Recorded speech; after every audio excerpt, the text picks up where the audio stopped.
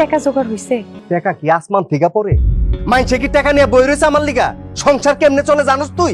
এর মধ্যে তুমি ওই সবার পোয়াতি, এই খরচ কেরা দিব? হসপিটালের বিল দিব কেরা? তুই তোর বাপের বাড়ি থেকে টাকা আনবি, আর যদি টাকা না আনতে পারোস তাহলে চেন খুল, চেন খুল, চেন বেচে আমি টাকার ব্যবস্থা করব। এইটা আমাকে বিয়ার একমাত্র স্মৃতি, বিপদের শেষ ভরসা। সংসারের কোনো কিছু তো বেচা বাকি রাখেন নাই। এখন আপনার চোখ পড়ছে এই গয়নার দিকে। গয়না বিক্রি করার টাকা শেষ হলে তখন কি করবেন?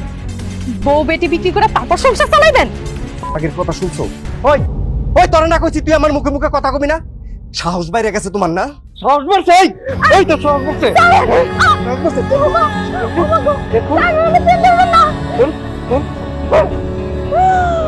ও বাবা, আমার এটা বিক্রি করে কি হবো? একদম পারা মারা লাগে।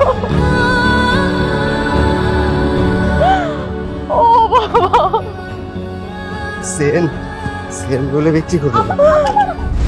আব্বা তুমি এই ব্যাংকটা নিও না আব্বা, আমি অনেক শখ করে টাকা জমাইছি। আমার যদি ভাই বোন হয় আমি অনেক কিছু কিনা দিব। আব্বা তুমি ব্যাংকটা নিও না। মার মতো হইছো না, মার মতো হইছো, একদম লাথি মারো একেবারে। ব্যাংক নিতে দিব।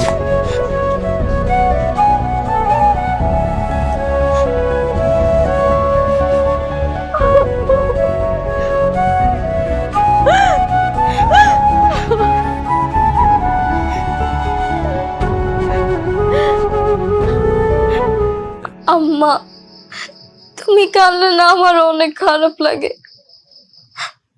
আচ্ছা আব্বা তোমারে সবসময় কেন তোমারে? আব্বা কি আমার করে ভালোবাসে না? না রে মা, তোর আব্বাই আঙ্গুরে ভালোবাসে।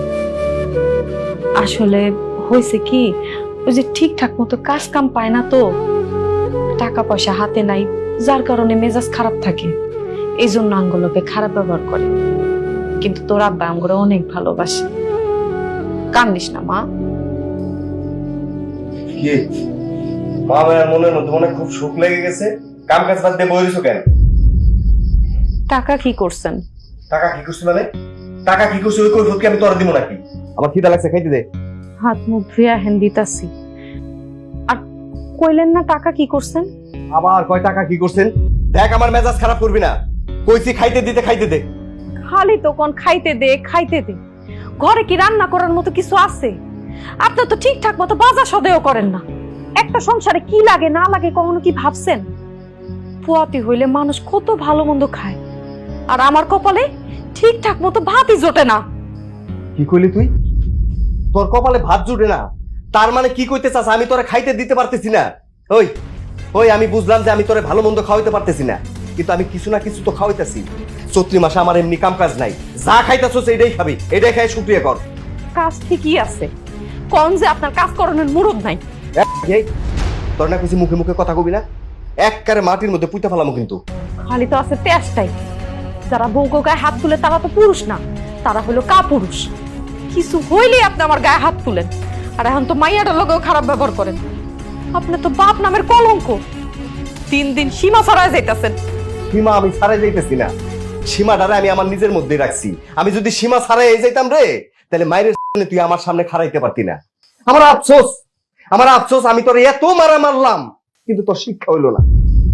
আপনি তো একটা অমানুষ। নাইলে কেউ কারো নিজের পোয়াতি বউয়ের গায়ে হাত তুলে?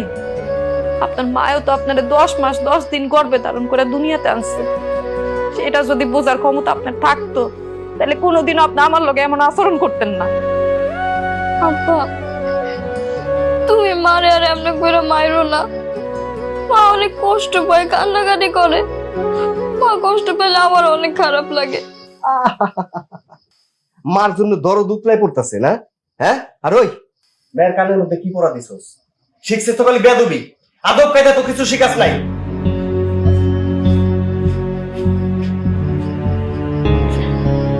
থাক না, মন খারাপ করিস না, ঠিক হয়ে যাবো, সব ঠিক হয়ে যাবো।